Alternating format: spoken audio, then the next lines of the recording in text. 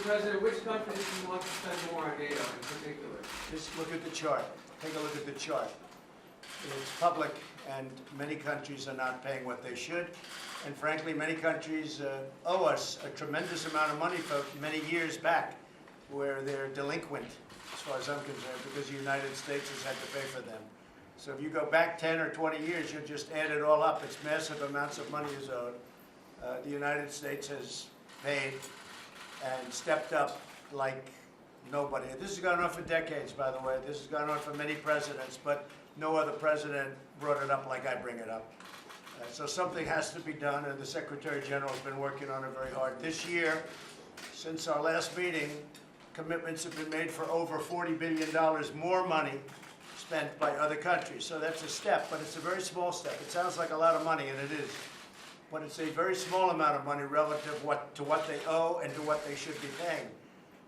And it's an unfair burden on the United States. So we're here to talk about that, and I'm sure it will be resolved. I have great confidence in the Secretary General.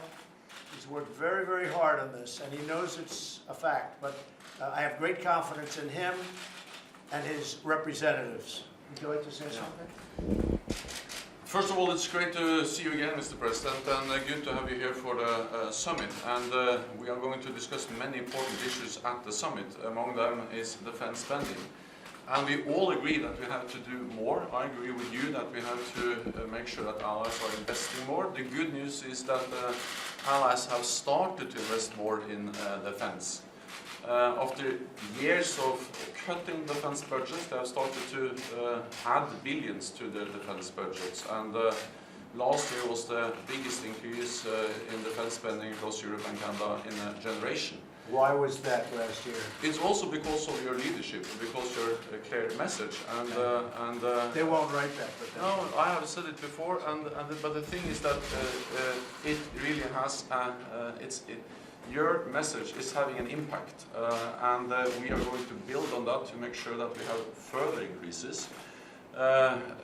You initiated last year that all allies are going to develop national plans on how to spend more on defense. And based on these national plans, we now estimate that the European allies and Canada will add 266 extra US dollars for defense from now until billion US dollars until 2024. So this is really adding some extra money. It helps, and we are moving in the right direction, but we still have to do more, and that is what we're going to address at the summit later on today. Let me also add that strong NATO is good for Europe, but it's also good for the United States. The US military presence in Europe helps to protect Europe, but it also helps the United States project power to the Middle East, to Africa, and I think also that the cloud, the military cloud of Europe, the economic cloud, the political cloud, also is helpful dealing with Russia. And we look forward to the meeting we're going to have with President Putin, and I think that leaders are also looking forward to your thoughts about the meeting with President Putin later on. Well, I have to say, I think it's very sad when Germany makes a massive oil and gas deal with Russia, where you're supposed to be guarding against Russia, and Germany goes out and pays billions and billions of dollars a year to Russia. So we're protecting Germany, we're protecting France, we're protecting all of these countries, and then numerous of the countries go out and make a pipeline deal with Russia, where they're paying billions of dollars into the coffers of Russia. So we're supposed to protect you against Russia, but they're paying billions of dollars to Russia, and I think that's very inappropriate. And the former chancellor of Germany is the head of the pipeline company that's supplying the gas. Ultimately, Germany will have almost 70% of their country controlled by Russia with natural gas. So you tell me, is that appropriate? I mean, I've been complaining about this from the time I got in. It should have never been allowed to have happened. But Germany is totally controlled by Russia, because they will be getting from 60 to 70% of their energy from Russia and a new pipeline. And you tell me if that's appropriate, because I think it's not. And I think it's a very bad thing for NATO, and I don't think it should have happened.